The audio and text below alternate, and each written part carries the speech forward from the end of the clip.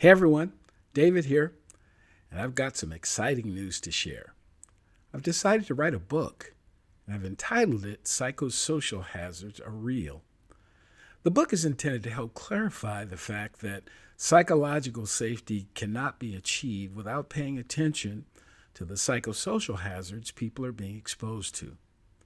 Despite how much individuals might be interested in treating others with kindness, dignity, and respect, many cultures are so full of psychosocial traps that no psychological health and safety effort can ultimately succeed. But to address psychosocial hazards, you first have to know what they are, and you have to have some idea what to do to address them. Though the book won't be 100% complete until the spring of 2025, I'd like to share a unique opportunity to reserve a copy during the book presale campaign. The campaign will run from September 16th to October 18th, 2024. This will be an opportunity to get one of the first copies of the book, tickets to the book launch event, and other opportunities to learn more about psychosocial hazards. For more information, you can go to my personal LinkedIn or Facebook page, or the LinkedIn, Facebook, or webpage for ID2 Solutions. Don't miss out on this unique opportunity. Now, back to this episode of the podcast. Although stress affects people of all demographics, recent research suggests that Gen Z across 31 countries and territories are more than twice as likely to say that they frequently experience stress and anxiety than baby boomers and older. We'll talk with someone who is working to help Gen Z college students relax and live positively. Up next on this episode of the Psych, Health, and Safety USA podcast. From Flourish DX, this is the Psych, Health, and Safety USA podcast. As workplace mental health has become a global priority, there's a greater focus on addressing psychosocial hazards. Each week, we look at psychological safety from an occupational health and safety perspective. Let's talk psychological health and safety. Welcome to this week's Psych, Health, and Safety USA podcast. I'm your host, Dr. I. David Daniels, and I want to thank you for tuning in. Each week, we seek to increase awareness of the importance of psychological health and safety by learning from the lived experiences, research, and expertise of our guests, as well as advocating strategies to reduce harm and minimize vulnerability to psychosocial hazards in the American workplace. So in the 2024 World Happiness Report, the United States ranks 23rd, the first time in the report's history that the U.S. has fallen out of the top 20. The U.S. was ranked 15th in 2023. This report also indicated that young people, particularly those ages 15 to 24 or the Generation Z, report lower happiness levels than older generations in many regions, including North America, Western Europe, the Middle East, and South Asia. Concerns about their future, economic instability, mental health, and contribute to this trend, especially they feel less happy than their elders. These data suggest that organizations of all types and sizes should expect that Gen Z will need support from a mental health perspective. To support Generation Z mental health, organizations should prioritize providing readily accessible mental health resources, promoting work-life balance, offering flexible work arrangements, educating leaders on recognizing mental health concerns, incorporating stress management tools, and fostering a culture that openly discusses mental health issues, including platforms like meditation apps and wellness programs tailored to Generation Z needs. We'll be talking to someone who's focused on assisting young people in college with these issues in this episode. And it's a pleasure also to make a connection from back in the day. And we're going to get right to it with an introduction of my guest by my guest with this question. Who is Ernie Brooks? Well, thank you very much. It's a pleasure to be here and to connect with you again as you share from our connection while I was a student in college myself. So thank you. Well, I have it on my card that I like to give people these days, and on every social media platform, that I'm a lover of Earth and all of her life. And that really shows up in my more recent connections with Earth as a forest therapy guide, of which I got certified this year, in my explorations of herbalism and other areas of well being that I just explore for my own interest. But I really appreciate the opportunity to share, and I am fortunate to have a good presence on social media where I share these things. And also, as I know we'll talk about today, the work I do with university students and sharing practices of well being, that is very practical, for all of us to integrate into our lives. And so I very much have found myself to be a human, a being on this planet, very much exploring how we can live well and be well connected, in particular with the earth. I am someone who's quite busy and well connected with the places that I have found a home in. One of them being where you met me, Anna Maria College, where to this day I'm still part of that community on the Alumni Association as our secretary, um, and as our student engagement committee chair. And also, I work part time for our dining service there. I do that one day a week, and I do that on Sundays these days. I'm also well connected with my community at UMass Amherst, where I teach a well-being course full time, and volunteer in our garden that's on campus, getting outside with students and connecting with them, and with nature as well.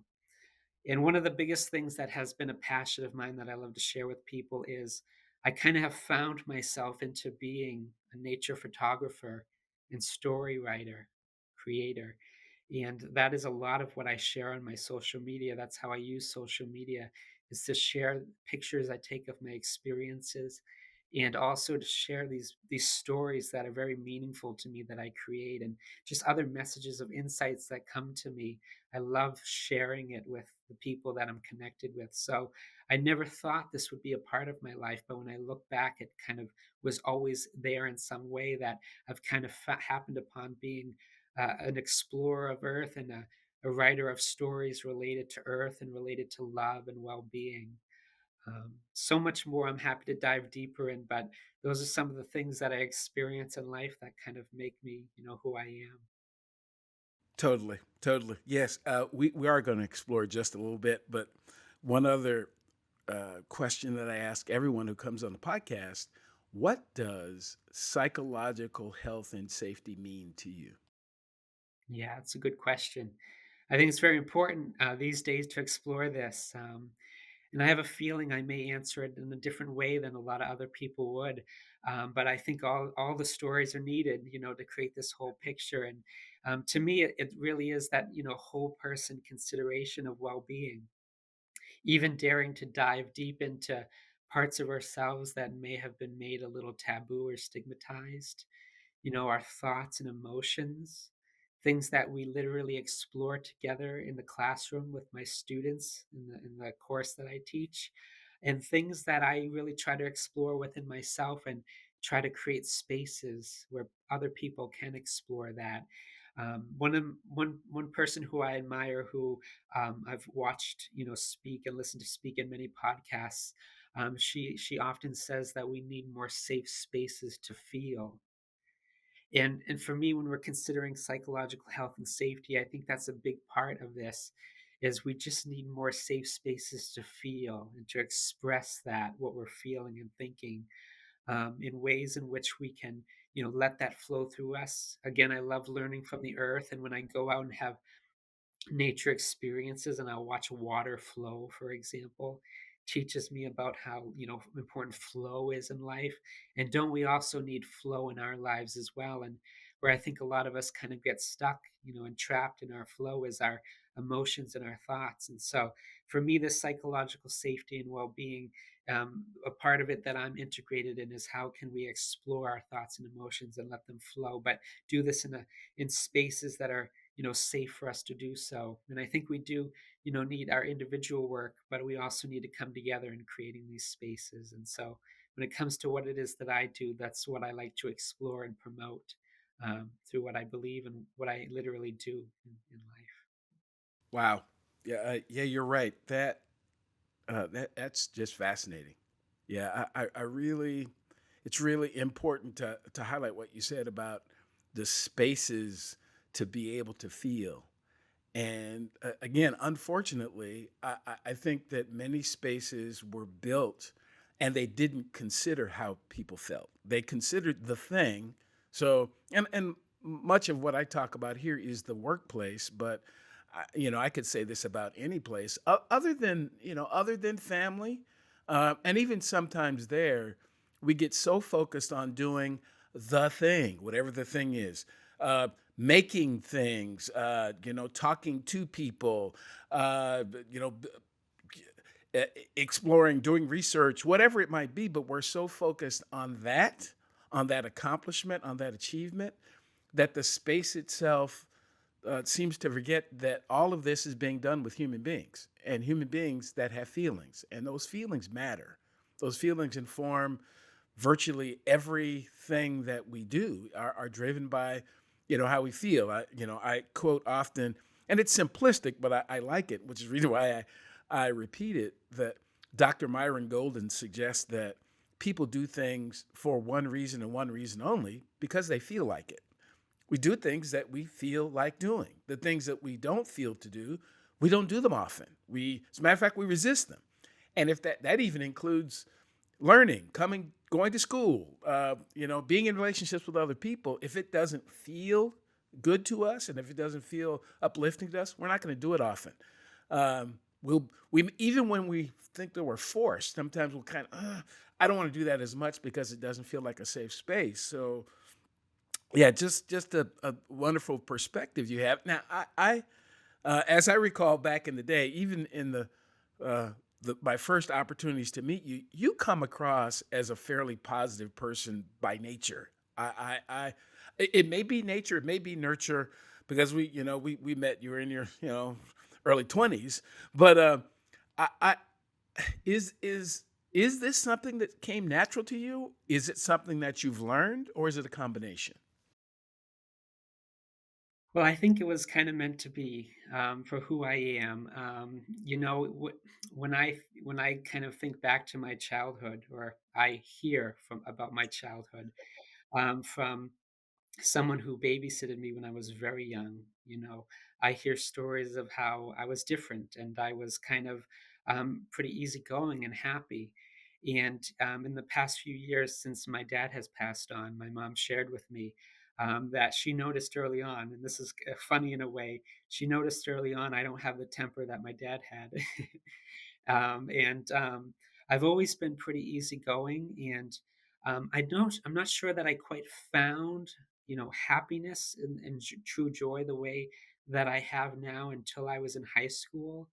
My senior year in particular was very special for me. Right before I went to college, I met the very first person in this life who I recognized true love for. And this person, was just a friend, has always ever been just a friend, but someone who I feel I was meant to meet and meant to come together with, and recognized just such true love for this person. In that particular year, along with recognizing that and doing some spiritual exploration that I was starting to do that year, I really found some genuine happiness that, I flowed on through my senior year of high school into college with. In fact, I know that in my yearbook from my senior year of high school, there's those superlatives, and I was put in there as always smiling. So, who's the person who's always smiling, and I was recognized for that. Um, but then flowing on through life, I really found such a genuine happiness through the experiences that I have with people and just with the earth. I've met a few other people who I feel deeply connected with, who I feel that I just genuinely love. And I feel that that is my soul has come, into this life with particular other souls, and that we kind of chose to meet each other at particular times to help each other along. And I'm sure all of us in life have an experience like this, but I'm not sure if everyone has such a recognition of, oh, this is the person I was meant to meet, and I know I love them very deeply. But that love is what is really in my life that I know it might sound strange to some people, but I can always feel this love spinning around me. There's an energy of love that I want to humbly say I can feel is with me. And that, along with my just connections with earth and love of the earth, has really brought in a lot of genuine positivity into my life that I feel very fortunate to experience and to share with other people. I'm always walking around smiling at people and trying to make connections with people. And as odd as it might seem for some other people, it's meaningful for me to feel this and to share it with other people. So, in answering your question, I think I've always been a very easygoing and generally happy person. But it's particularly as I flowed, I guess, into my adult years and found a lot of love, surrounding me, that I've really found this genuine happiness. And I have incredible stories of experiences that are, real experiences with people that have just fueled this love and this happiness. Wow. Wow. Oh boy. Um, just listening to you talk about this, it seems real to me. I mean, it just does. It literally just flows from the words that you say and the way that you say them.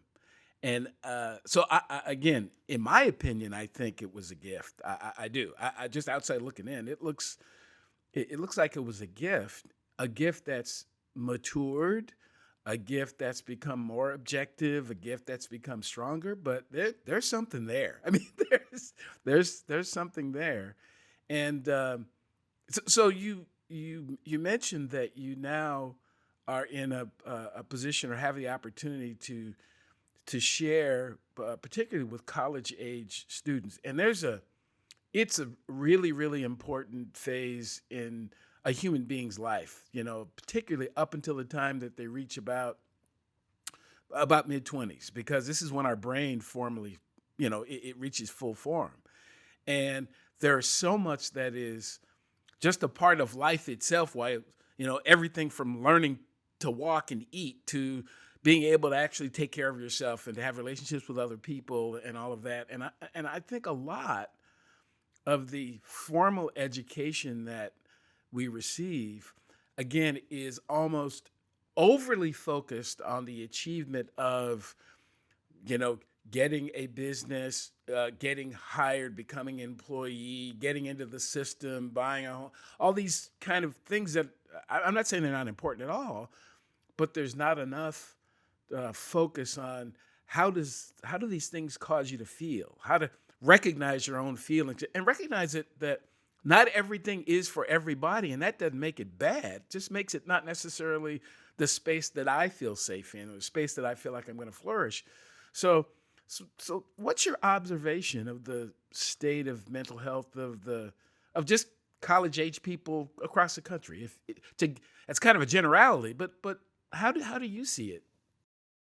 Yeah, well, I think about this a lot because, I am so integrated with the population of students, both at UMass Amherst and at Anna Maria College.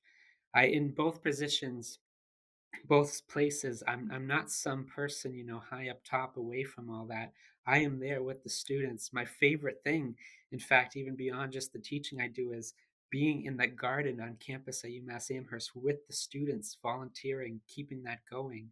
So I'm with them, and I talk with them, and I hear, what they're experiencing and share what I'm experiencing as well. And one of the biggest things I notice, and it's something that we are looking at, how can we help, in meaningful ways at UMass in particular, is that a lot of our students are feeling very lonely. And I do see that in the course that I teach, the students fill out what we call practice notes. It's kind of like a weekly log of what they're doing, practicing what we're experiencing in the class, and working on personal goals that they create at the beginning. And part of that is about social connectedness and pro social behavior. And when I read through those, I do find students who, because I, you know, encourage them to be authentic as best as possible, I do, hear from some who are feeling very lonely and disconnected from each other and from experiences at the university and just disconnected in general. And so I do know there's a lot of loneliness. And, you know, I'm sure that, the past few years have been particularly challenging with the pandemic we've gone through, um, especially. But I have a sense that, this was going on even, before that. I could very well see people that I went to college with a decade ago kind of detached and feeling lonely. But I'm really impressed, though, about students now, at least the ones I'm working with, especially compared to my experience, is how open they are about talking about it. Certainly in the class that I teach, but even the garden I go to and volunteer, I'll ask people, "How are you?" And they'll say, "Oh, I'm not really having a good day," or "I'm really tired," or "I'm sad today." And it's like okay to share that authentically there and just be there in that space, doing whatever we do that day, feeling like that. And I feel very fortunate to be part of those spaces and grateful that, the students are feeling comfortable, at least in those spaces, maybe not everywhere, but at least in those spaces, sharing how they're feeling and sharing, the loneliness they're feeling. That's one big thing, and one thing that we're really trying to help students to connect, where I'm at UMass Amherst. The other thing I'm seeing quite a lot of is just the overwhelm. And I particularly saw this, a handful of years ago when I was working at another college as an advisor for nursing students. Of course, a very rigorous program, and I understand healthcare too. I did work a few years as an EMT in Worcester, Massachusetts. I understand the overwhelm of going through a rigorous program like that, but even beyond that, I'm seeing students just feel very overwhelmed by all they are doing or needing to do or feeling they need to do and pay attention to. Um, I was I had a college experience where I wasn't constantly online, but I think our current students who are always connected and constantly online, many of them, there's just so much information to pay attention to, and so much going on. An opportunity comes across me every day. Tell your students about this event. And I try to package them together in like a once a week announcement because there's just so much going on to pay attention to, even just of events, like I said, at the university, but then think about what's going on in everyone else's life and all there is to pay attention to online. And then add on top of that, every instructor seems to think their course is the most important one. And so there's a whole workload on top of that. And so I think along with the loneliness, I'm just seeing a lot of overwhelm. And that's why, in my class, and we can talk more about it, I feel very grateful and take pride in sharing with them, there's no midterm, there's no final exam. The workload is very light. If you can't manage to get it done, your assignment done this week, come talk to me about it. We'll work it out, because I know how overwhelmed they are. And I'm trying to, ease some of the pressure, for them in ways that make sense. There are some ways we can do that that makes sense. And so that's what I'm seeing in particular. Do you need more psych health and safety in your life? Then head over to the Flourish DX Academy for several free on-demand e-learning courses. If you're an internal professional, follow Flourish DX on Eventbrite to register for any of our free fortnightly interactive webinars. Our flagship professional practice program is also exclusively available for internal professionals. The 12-week course blends theory, applied practice, and interaction with other professionals through live lectures and a monthly community of practice session. Find out more about all these learning opportunities or inquire about a bespoke in-house training at the Flourish DX Academy. www.45003.org. Now back to this episode. Again, just fascinating, just absolutely fascinating that again, a couple of things that you said that, well, there are multiple, but that really resonate. One is the time to take space to be with people where they are, and creating, and safe spaces are often about, can I tell you how I am today, and I not be judged as, that's wrong, I'm damaged, I'm mentally ill, blah blah blah. There's all these generalities that get tossed in because I'm just today. This is how I feel today, and tomorrow I might feel differently, but today. And is it okay to say that? And can you just be in space with me even on that day? I something that my mom told me, and I'm fortunate to still have my mom around.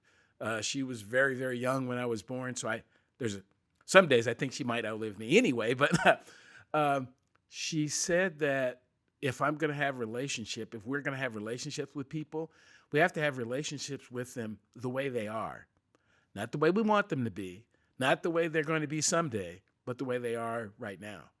And there's some days that, there's some days that you are happier than I am, or I'm happier than you are, or I have more going on than you do. I mean, we're not always going to be totally in sync in terms of how we are perceiving the environment, but that's okay. That's absolutely okay. And I also love what you said about, you know, being able to see that folks are overwhelmed.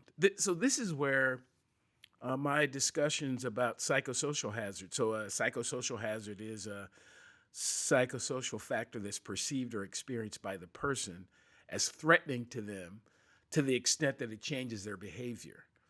And a lot of the overwhelm that young people are feeling today is because the systems that they're in weren't designed for them. They were designed for people 10, 15, 20, 30, 40, 50, or 100 years ago. That's who the system was designed for. These, what we would call rigorous, are sometimes rigorous for no apparent reason because, and I was talking to someone the other day about some of the topics that get focused on even in high school and college, but certainly in high school, I don't ever recall having to diagram a sentence once I became an adult or balance an equation. Not once, not a single solitary time. But these are things that we, force people to learn. And for what reason is because, well, we kind of always have. Unless if I'm going to be an engineer, if I was going to be a mathematician or what have you, it'd be important, but I'm not. And so, as opposed to, as I hear you saying, giving people a space to be able to learn and develop that fits them, that's going to work for them, that's going to help them not feel as overwhelmed. There's just all these expectations sometimes that they aren't really. And you've talked a bit about how this how this fits in your course. How did you come to that? Is this course one that you designed yourself? It was one that was created before. How did you come to creating this environment for your students? Yeah, I do want to share on that. And one thing, just reflecting, kind of what you just talked about, it's really important to me to, create that space where people can just be authentic and not try to fix them. I've known many people who, you'll say, "Oh, I'm sad today." And they'll come at you with all these suggestions, of things you could do. And it's like, well, just can you let me be sad? I'm just trying to share with you how I am, and not be bombarded with all these suggestions of what I should do to not be sad, and sometimes maybe that would be helpful, but I just have so many experiences where I witness someone being very authentic and sharing how they are, and someone else jumps right on them with suggestions or just something else. And it's been really important to me to just let that space be, like, if you're just sharing, how you are, we can let that be if that's what's best for you in this moment. And I think the course I teach allows for that. It actually isn't necessarily the central theme of the course. And no, this isn't a course that I designed. This course, actually, we feel very fortunate to teach it at UMass Amherst. It comes to us from an institute at Massachusetts General Hospital called the Benson Henry Institute for Mind Body Medicine. And we talk all about in our first of 9 sessions with the students, how that all came to be. Um, but the short story of it is it came from a cardiologist who was working with patients and thinking about the stress they were experiencing, and, kind of reaching into perhaps the taboo area, at least back in the 1960s, of what beyond pharmaceutical medications and surgeries could we offer these patients who are having heart and cardiovascular challenges and also experiencing stress, and is there ways that we could help them through lifestyle changes. And so that's where it came from, is this institute, particularly led by this doctor, Dr. Herbert Benson at Mass General Hospital. At least that's where the institute is. That's not where he originally, started working on this. But we have a group of, there's 6 of us at UMass Amherst who are trained to teach this course. There are some like me who are full time in teaching this, and then we actually have a couple people who have whole other jobs at the university, and they teach a section or two on the side because of how much they love it and enjoy being able to work with students in this way. So that's where it comes to us from, and a job opportunity opened up to step into the role of teaching this. And the interesting thing is, we all do have our own way. We bring our own personality. We're all teaching the same things, but we have our very own way of doing it and our own experiences that we bring. And for me, it's important for me to be there as like a facilitator and a guide. Goes very well with the forest therapy guide work I'm doing now. I don't really call myself the teacher. I consider myself a guide of these unfolding experiences that the students are going through. And I definitely share information with them because I just am so excited about these areas of well-being. In particular, when we talk about sleep, that's my favorite thing that I know quite a lot about. But I share information with them, but I'm really guiding them on experiences, and happy to expand more on this and what we do. But yeah, it comes to us from another organization, and we are seeing such great success in sharing this experience with our students. Because you brought it up, you said that one of the areas you focus on is sleep.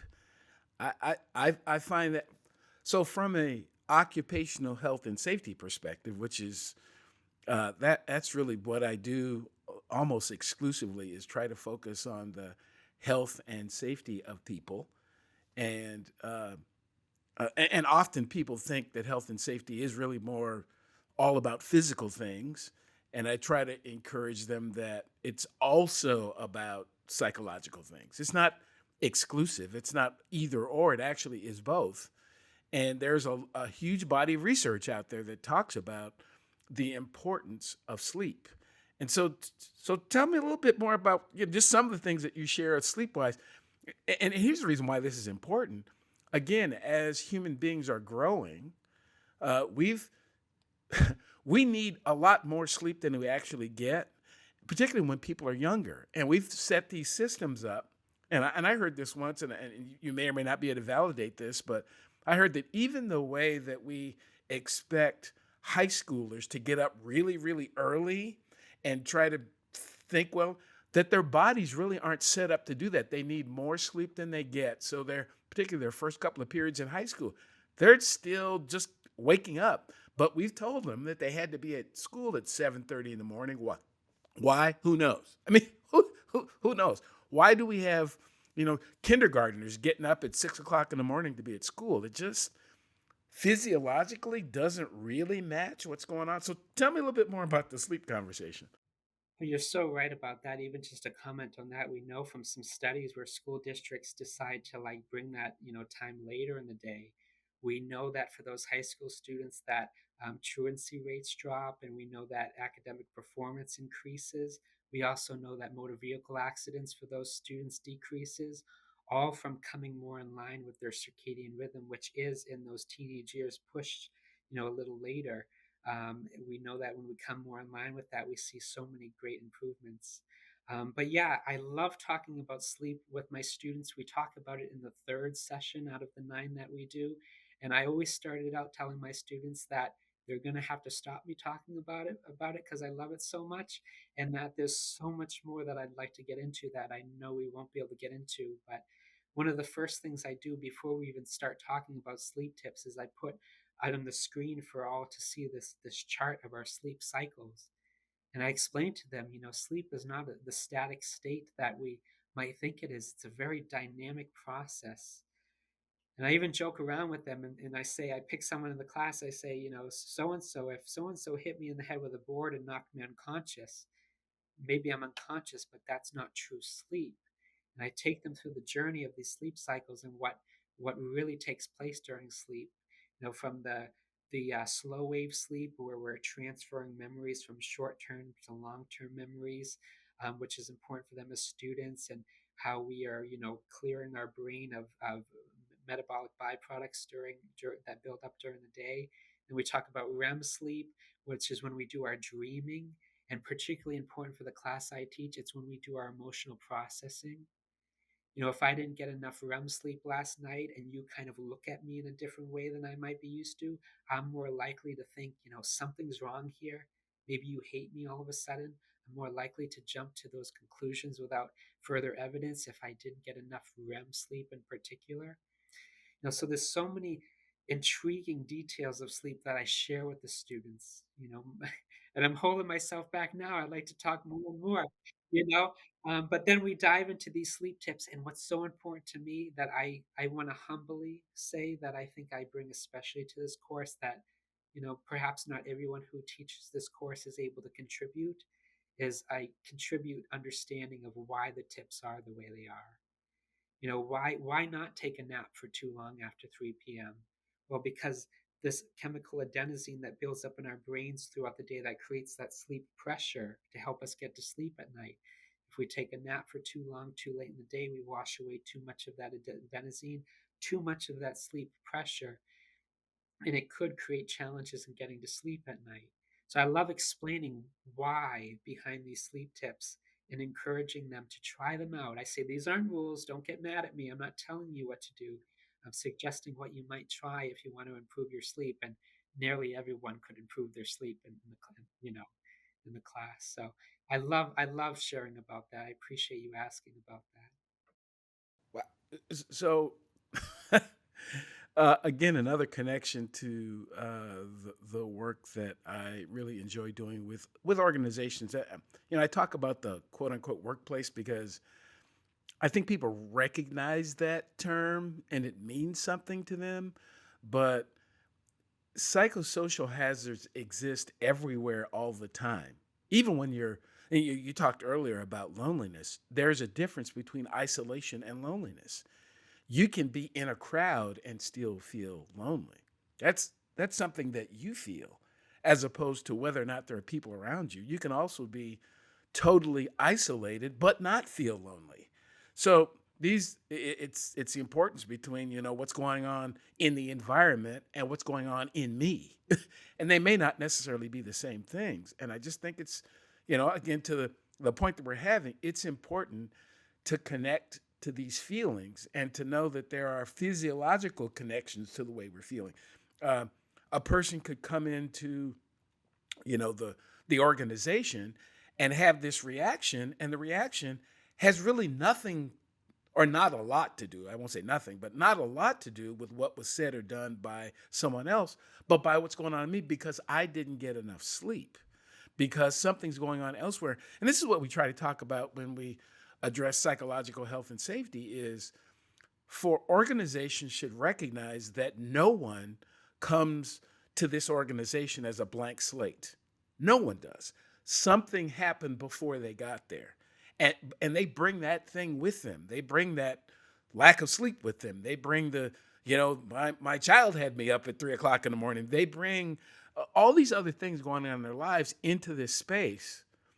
And do we create? Is there enough space for that thing with whatever else we're doing? Is it okay that I know they have a assignment due, but today they are feeling sad for some other reason? They are feeling down for some other reason, or they're feeling anxious about something else. Is there space in this conversation for that? Because that's a part of who they are. And the extent to which we acknowledge that, it actually helps them do the thing that we're trying to do, whatever that thing might be. And so I wanted to ask you, uh, is this who takes your class? Or do you have freshman, junior, sophomore, senior? Is it particular folks who are studying particular things? What is the profile of the typical student in your class? Yeah, absolutely. And if you'll forgive me, I just want to add two quick things onto what you just commented on. I was very fortunate to be able to lead my sleep workshop for our human resources retreat at UMass Amherst this summer. All kinds of sessions they had, things that relate to people who work in human resources. And there I was with a session on sleep, which I know from my guides was highly transformative for people there. So I think that speaks to what you're talking about, and I hope more people get to have conversations like that about sleep in their organizations. And I just feel called to just give credit to where this started at Anna Maria College my junior year. I took a well-being course for social work students. I wasn't a social work student, but I took this course with an adjunct professor who assigned a research paper on an area of well-being. realizing I wasn't getting enough sleep and it was impacting my life, I did my research paper on sleep and did a wonderful presentation on that. And that is what set my heart on fire about exploring sleep. And so I know you've done teaching as well, and I just want to, share that message. You never know where even just the simplest assignment you give a student can just light their heart on fire and send them on a path of such meaningful exploration that might, impact their life and the lives of people they touch as well. So something I wanted to share. But yeah, who takes my course at UMass Amherst? Well, it's an interesting course because it's just one credit out of a typical 3 or 4 credit course, and it only meets for 9 weeks in the semester, and it's an elective. And so the funny thing is we often see a lot of senior students in particular who are trying to finish their degree and they need a certain amount of credits, and what's an easy 1 credit course to get in there would be our course, this course, which I don't think we named yet, but it's called positivity and relaxation training. And so we get a lot of juniors and seniors in particular who take this course, many of which are trying to fill in some credits or fill in some space in their schedule as they get all their general education courses and a lot of their major requirements done early in their years. Now they're seeing, what else can I fill my time with? Same thing I did as a student. I was studying fire science, of which in my junior and senior year, I was saying, what else can I do? And I started moving towards psychology and education just out of interest. And here it led me to what I'm doing now.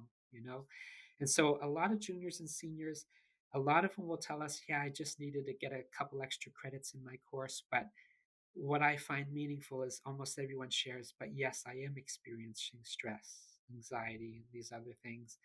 And the whole course is built on helping them understand that and find ways to kind of cope with that and to move through, flow through those experiences in a more positive way. But that's usually what we see. And we know that this could be particularly helpful for our freshmen and sophomores as well. And we do get those students to take our course, but it's a little light. And so we spent this past summer at every orientation program, of which there's many at a big university like that, trying to promote the course and inspire new students to enroll in it. We got some, but not as many as we'd like, because how wonderful would such an experience be at the beginning of your college experience? However, it's a hard sell for some of them with all that they got going on in their mind, and some of them maybe just don't realize yet that they could benefit from this. And so we fill up with the later years in particular. So, and you said the course is nine sessions. So, is it 9 1 hour sessions, or is it longer than that? Yeah, good question. It's an hour and a half session once a week over 9 weeks. Sometimes it gets pushed more than that. We have breaks and date holidays, but 1 hour and a half sessions. And just to comment on that, some of us could see how we could even make that longer, spend more time with these students because of the conversations we cultivate in the class. But that's kind of just how it was built by the institute that created it, 9 hour and a half sessions. Wow, wow, yeah. This it's just fascinating, and to your point, in my research around psychosocial hazard mitigation, one of the things that I found is that we can all adapt to being exposed to certain psychosocial hazards. But the adaptation occurs once we're aware of what's going on. It's hard to adapt to something when what am I adapting to? I don't even really recognize what's going on. And if people are, but it takes tools. It takes something else to help me adapt, because this situation, this circumstance, this whatever it is, it feels kind of threatening to me because sometimes I don't know enough about it. And human beings tend to just our amygdala fires up because it represents something that may or may not necessarily be threatening innately, but it resembles that. So it causes me to, again, amygdala fires up, prefrontal cortex kinds of shuts down. So I need to get past that so I can learn more, so I can enjoy more, so I can feel better. And wow, it seems to me that something like this, not only for their college education, but just for life. Particularly this big, folks are, you know, taken from this sometimes fun time at high school. For some folks, high school wasn't fun, but I enjoy being in high school. Now I'm going to college. I have to be an adult. I have to live on my own. All of this is happening all at the same time. So it's not surprising that it creates anxiety and stress and concern for folks. And wouldn't it be nice to give them a tool on the front end that they could use throughout the process? And you're convincing me it should be a course up front. it should it should really be so. As we start to draw the conversation to a close, can you share a few stories or a few observations you have about um, how do you think this has helped people? Have people told you how it helps them? Have you observed how this course has helped people? Yeah, and sharing about this, I like to kind of weave in, part of what it is we do in the course. A big part of the course is just understanding the stress response within us. And I always talk about how it's about feeling into it, at least the way that I approach the course. We have a lot of exercise to feel into. We do these reflections on when I get stressed about in general or about something in particular, what can I notice about myself? And I always say to the students, I could just pull out an anatomy and physiology book and ask you to read what science tells us we experience when we're stressed. But wouldn't it be perhaps more helpful to really explore that within ourselves? Just like we could read in a book how a lasagna tastes, or we could get one for ourselves, eat it, and notice that for ourselves. That might help us to know that a little better of an experience. And so, a big part of the course is feeling into what do I experience when I'm stressed? And students have all these different ways of describing it, these tingly feelings people talk about, or somebody recently talked about this pressure, like they feel like something's pushing down on their shoulders. I resonate with that because I once wrote one of my stories about, an angel helping someone to just release this chain from around their shoulders, and then they were feeling free again. So we explore this by feeling into ourselves and getting to know our experience of stress, all while practicing in each class a new technique for inviting in genuine relaxation, from meditations to mindfulness and mindful movement, and even exploring creative expression and humor, experiences of laughter. And we talk about and experience how those things can help us to bring in some genuine relaxation, to bring us towards that relaxation response as an antidote in a way to the stress response, which I always paint the picture of being very natural for us. But I talk about how in modern day we kind of get stuck in that response. And I talk about how, imagine the classic example of an animal's running at you and you need to either fight it or run away.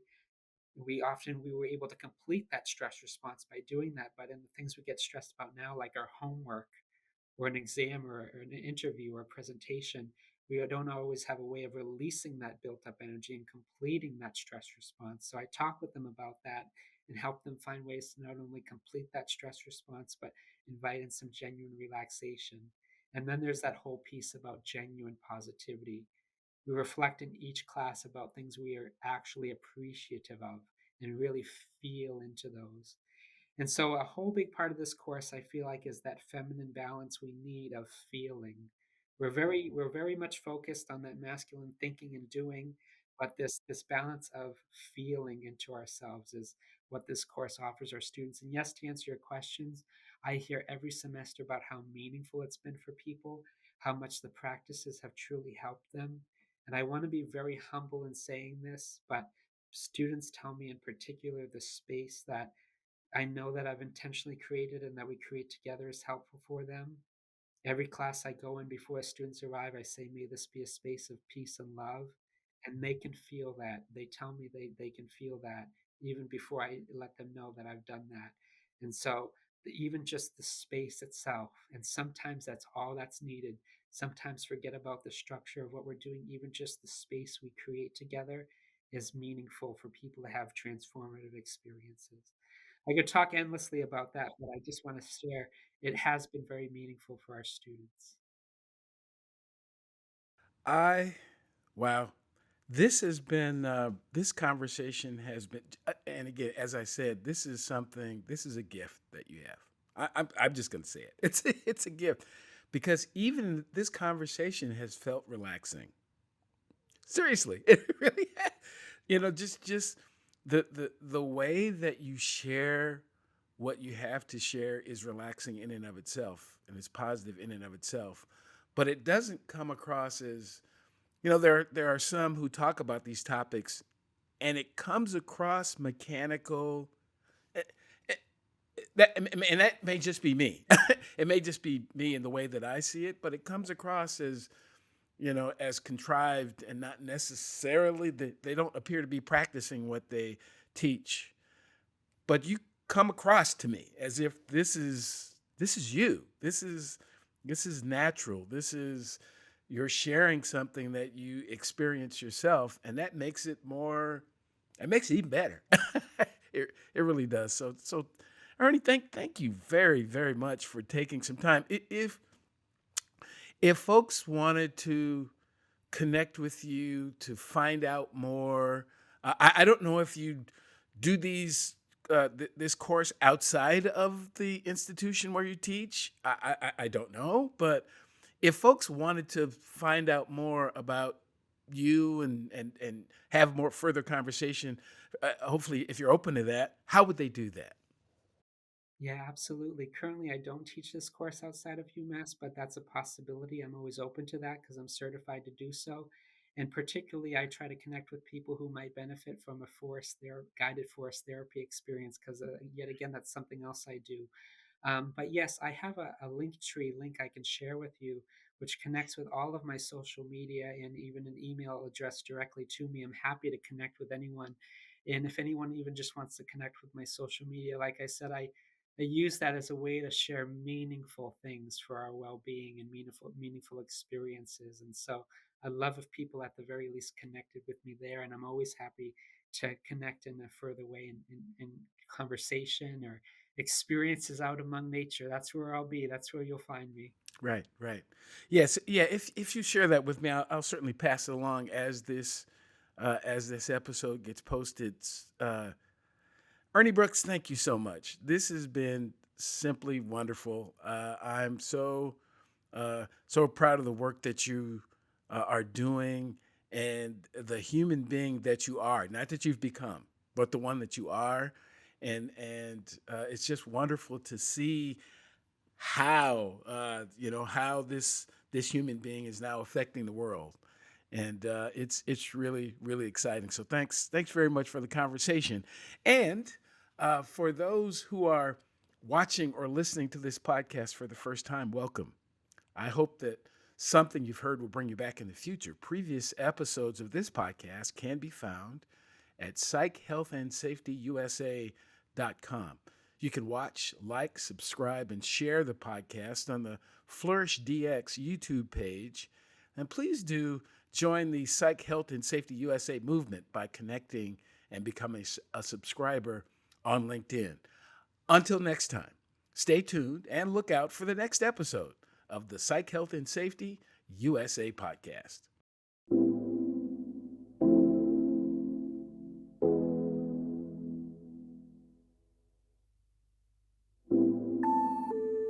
Tune in each week for new episodes of the Psych Health and Safety USA podcast. If you have a story or know of one that needs to be told, reach out to us on LinkedIn or send an email to David at id2-solutions.com or go to the Flourish DX website at flourishdx.com. We'll see you next time.